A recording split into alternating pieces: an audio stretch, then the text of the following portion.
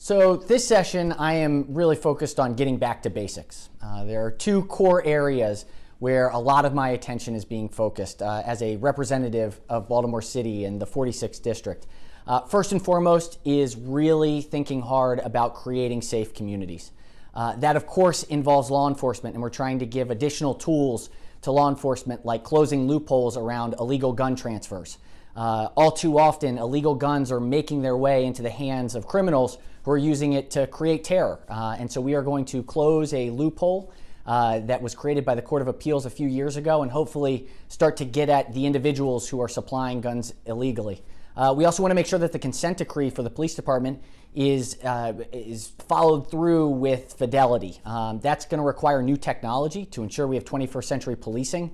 So we're trying to make sure that the state can help support the implementation of the tools that we know work to help solve crimes.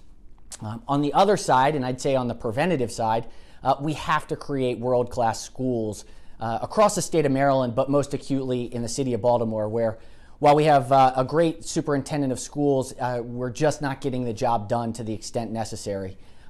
Part of that is about resources, part of it is about accountability, but really we know what we need to do. We just have to ensure that we have the political will to get the things done that we know will work to ensure that every single child can maximize his or her potential. So we're going to be working on the Kerwin Commission's recommendations this year as sort of the year zero. First, $300 million of enhancement, $325 million of enhanced funding.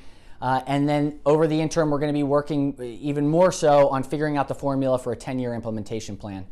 This is a really important session for the city of Baltimore and for the state of Maryland.